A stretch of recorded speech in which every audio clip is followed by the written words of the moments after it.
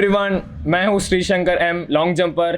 अभी हम इधर गांधीनगर में हैं नेशनल गेम्स खेलने के लिए और मेरे साथ मौजूद है इंडिया के शानदार एथलीट, हमारे आइकन, हमारे रोल मॉडल, हमारे प्यारे नीरज भैया है इधर। आइए हम वेलकम करते हैं नीरज भैया को और welcome to candid talk with Neeraj भैया।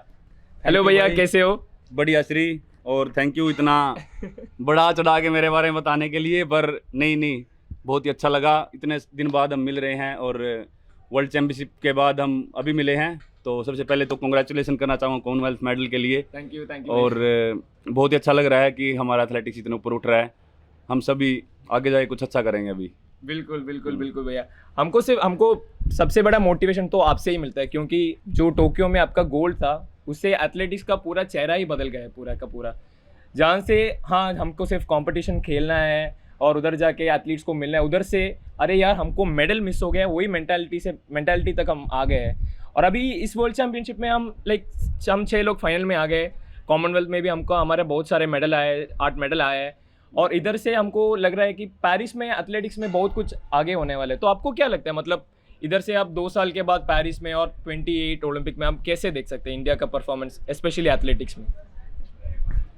मुझे लगता है कि हाँ बिल्कुल, जैसा कि सभी बोल रहे हैं या एथलीट इस चीज़ को मान रहे हैं कि भाई हाँ ओलंपिक के बाद काफ़ी कुछ बदला है एथलेटिक्स में। लेकिन मैं एक चीज़ और ऐड करना चाहूँगा, जो कि आप सभी एथलीट्स हैं जो कि साथ में खड़े हैं और इतना अच्छा परफॉर्म कर रहे हैं इंटरनेशनल लेवल पे, तो उससे भी बहुत कुछ चेंज होगा। जैसे कि अभी कॉमनवेल्थ में इतने सारे मेडल आए हैं या वर्ल्ड चैम्पियनशिप में हम फाइनल में पहुंचे थे, तो उससे भी बहुत सारी चीज़ें चेंज होंगी। तो बिल्कुल, और इसको हम ज़्यादा सर पे नहीं चढ़ने देंगे, प्रेशर नहीं लेंगे। हम ऐसे ही जैसे अभी आपस में अच्छे से रिलैक्स होके खेलते हैं या इतना इजीली इसको लेते हैं और अपना मेहनत करते हैं मन लगा के, ऐसे ही हम इसको आगे बढ़ाते रहेंगे और होपफुली आगे और एथलीट्स आएंगे और इस चीज़ को कंटिन्यू रखेंगे। और बाकी तो मैं कुछ एक्सपीरियंस पूछना चाहता हूँ कॉमनवेल्थ गेम्स में कि कैसा रहा, माइंड में क्या चल रहा जब वो लास्ट जंप तक ऐसा फील हो रहा था कि नहीं गोल्ड तो आ सकता है, लेकिन वो जंप निकल नहीं रहा था या टेक ऑफ या रन अप थोड़ा डिस्टर्ब हो रहा था, उसमें क्या चल रहा था माइंड में उस टाइम? मतलब फाइनल्स में आ गए तो मुझे हर हाल में मेरे माइंड में यही था कि मुझे हर हाल में मेडल जीतना है और मुझे बहुत उम्मीद था कि यार गोल्ड ही जीत पाएगा। पर पहले जो 3 राउंड था उधर मेरा अप्रोच में बहुत प्रॉब्लम हो गया था, रिदम बहुत ख़राब हो गया था। टेक ऑफ के टाइम में मेरा रिदम बहुत पीछे रह गया था, मेरा हिप बहुत नीचे रह गया था और टेक ऑफ जैसे मैं एक्सपेक्ट कर रहा था ऐसे नहीं हो रहा था पहले 3 जंप में। टेक्निकली वो जैसा हम सोचते हैं वो थोड़ा सा नहीं हो पाता। हाँ, टेक्निक मतलब फाउल का भी थोड़ा बहुत मन में रहता है ना, तो वो चीज़ भी थोड़ा ध्यान में रख के, मतलब थोड़ा टेक ऑफ भी पीछे से हो रहा था और मतलब प्रॉपर ये रिदम नहीं आ रहा था।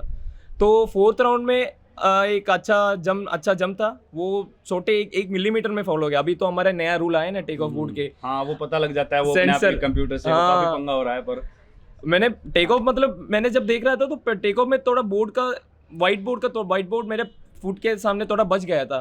तो वो बोल रहा था कि टेक ऑफ जब जा रहे थे, फुट प्लांटिंग मतलब टेक ऑफ मेरे फुट एयर में होने के पहले 1 मिलीमीटर क्रॉस किया, ठीक है वो फॉल था। तो मुझे यकीन था कि हाँ यार 8-10 में ज़रूर गोल्ड आ जाएगा। तो मैं वो एक बहुत बड़ा जंप की कोशिश नहीं कर रहा था, सिर्फ 8-10 करके किसी भी हालत में। ये चीज आ गई है कि अब कैसे रिलैक्स रहना है कंपटीशन में, मतलब वो ज्यादा प्रेशर फील नहीं करना। इतने सारे कंपटीशंस खेल के इंटरनेशनल, ये तो फील हो गया अभी कि रिलैक्स कैसे रहना है। बिल्कुल वही है भैया। जब जैसे हम बहुत सारे इंटरनेशनल कंपटीशन खेलते हैं, जैसे आपने बताया, तो ऐसे एक्सपीरियंस मिलता है ना, कैसे हमारे हार्ट बीट बहुत ज्यादा होता है। तो कूल डाउन कंट्रोल करना, ऑल इज वेल माइंड में आ जाता है ना, क्योंकि बहुत बार हम कंपटीशन कर रहे हैं और ऐसी सिचुएशन में हम रहे, तो वो भी बहुत अच्छा एक्सपीरियंस रहा था भैया। और जो कॉमनवेल्थ के बाद में जब इंडिया आए, जो क्योंकि सबसे ये पहला मेडल था इतने गेम्स में इंटरनेशनल लेवल पे सीनियर में, और कैसा एक्सपीरियंस रहा? मतलब इंडिया में आए तो लोग काफ़ी लोग एयरपोर्ट पे मिले होंगे, फिर वापस जब केरला गए वहाँ पे भी घर पे लोग या आपके घर के आसपास के लोग भी आए होंगे, तो वो कैसा लगा कि कितना मतलब लोग पसंद करते हैं स्पोर्ट्स को, या कितना प्राउड फील करते हैं जब हम मेडल जीतते हैं लेकिन वो खुश होते हैं हमारे मेडल से, तो वो फीलिंग कैसी लगी आपको? वो बहुत ऐसे एक्सपीरियंस था भैया। हम पहले जब एयरपोर्ट में आए थे तो बहुत क्राउड था, क्राउड रिसीव कर रहा था हमको, हमारे लिए चीयर कर रहा था, सभी कंग्रेचुलेट कर रहा था। और जब घर वापस आए तो बहुत मतलब एक फेस्टिवल के जैसे माहौल था, सभी लोग घर आ रहे हैं, मतलब मुझे उठा रहे हैं एयर पे, मुझे ऐसे एयर में और उठाना भी आसान होगा क्योंकि कम वेट है ना जब एशियन गेम्स से मैं आया था तो मुझे ऐसे कंधे पे उठा लिया, क्योंकि मैं तो भारी था, थ्रोवर हूँ। तो उठा लिया, फिर क्या किया, वो फोटो ले रहे थे, फोटो लेते ही बोले कि हो गया फोटो, और मुझे फेंक दिया ऊपर से नीचे कि चलो अभी अपना काम हो गया है।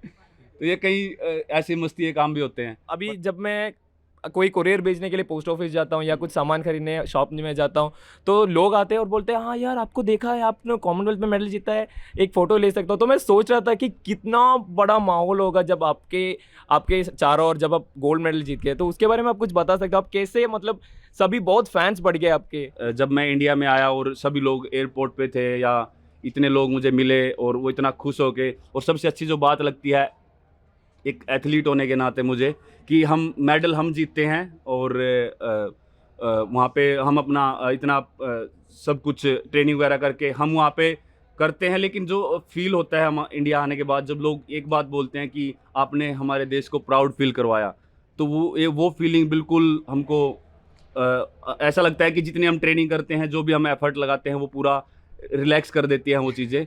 तो वो चीज़ बहुत ही मज़ेदार है। जब आप एक कंपटीशन में जाते हैं तो सभी फोकस आप पे ही होता है, तो आपको कोई प्रेशर वगैरह फील होता है या ऐसी नॉर्मल, आप नॉर्मल प्रेशर ऐसे हैंडल करते हो? ओके, सबसे पहले तो थैंक यू अगर सभी एथलीट्स ऐसा मानते हैं कि हाँ भाई कि सभी अच्छे athletes मानते हैं। लेकिन मैं एक ही बात बोलना चाहूँगा कि जो मैं दिल से चाहता हूँ कि जो भी हाँ मैंने किया वो ठीक है, लेकिन मैं चाहता हूँ कि आप जैसे एथलीट और अच्छा इंडिया के लिए करें और मेडल लेके आएँ, और ज़्यादा आइकन होंगे तो फिर और ज़्यादा अपना फ्यूचर अच्छा होगा स्पोर्ट्स में। जैसे कि इस बार आपने ही फील किया होगा, डायमंड लीग भी खेला इस बार तो, और वर्ल्ड चैम्पियनशिप, कॉमनवेल्थ गेम्स, तो सभी जो वर्ल्ड क्लास जंपर्स हैं उनके साथ आपने कम्पीट किया। और स्टार्टिंग के कंपटीशन में थोड़ा लगता है कि कैसा होगा, लेकिन बाद में बिल्कुल रिलैक्स फीलिंग होती है। जैसे कि मैंने आपसे डायमंड लीग के टाइम बात की थी, तो आप बिल्कुल रिलैक्स थे, ऐसा कुछ फील नहीं हो रहा था कि कल फील्ड पे क्या होने वाला है। तो आप बिल्कुल रिलैक्स खेले और अच्छे से जंप किया। और परफॉर्मेंस के बारे में कभी मत सोचना, क्योंकि एथलीट हमेशा अपना 100% देता है, वो दिन के ऊपर डिपेंड होता है कि वो कैसा परफॉर्मेंस रहेगा।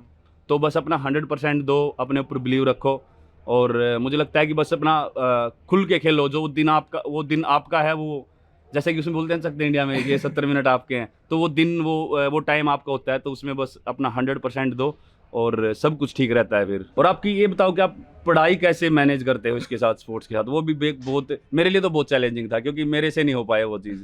तो कैसे किया आपने? जैसे तेजस्विन भी बहुत अच्छे से कर रहा है और उसने भी कॉमनवेल्थ में बहुत अच्छा किया, तो आप कैसे करते हो ये?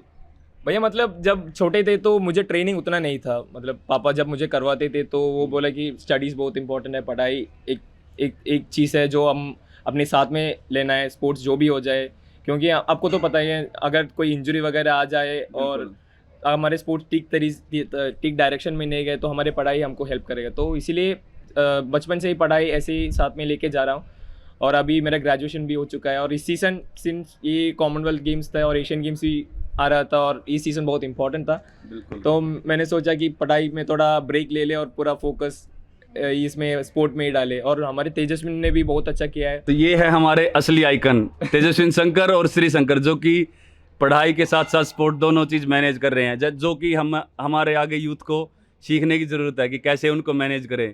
तो इनसे सीखें, क्योंकि मैं ठीक है स्पोर्ट्स में किया, लेकिन पढ़ाई में तो अपना काम गड़बड़ी था। तो नहीं, बिल्कुल श्री शंकर भाई बहुत ही अच्छा लगता है। और सच में मुझे भी बहुत एक ऐसा थोड़ा अलग सा फील होता है, क्योंकि मुझे ये चीज़ मुश्किल लगती है कि भाई पढ़ाई कैसे मैनेज करते हैं, लेकिन बहुत अच्छा लगता है कि आप लोग ये चीज़ दिखा रहे हो लोगों करके कि भाई स्पोर्ट्स के साथ साथ पढ़ाई भी कैसे आप मैनेज कर रहे हो। आशा करता हूँ कि आपको ये कैंडिड टॉक विद नीरज भैया प्रोग्राम पसंद आया होगा। ऐसे मोर कंटेंट्स के लिए आप हमको फॉलो करते रहिएगा इंस्टाग्राम में। आप सब नीरज भैया को फॉलो कर रहा होगा, मुझे भी फॉलो कीजिए, मेरा इंस्टाग्राम अकाउंट है श्री शंकर मुरली, प्लीज़ फॉलो कीजिएगा। और हाँ बिल्कुल, जैसा कि श्री ने बताया कि जो मुझे सपोर्ट करते हैं, फॉलो करते हैं, तो श्री जैसे एथलीट्स को भी करें, और हम आगे बहुत अच्छा करते रहेंगे और ऐसे कंटेंट बनाते रहेंगे। और thank you so much for joining us.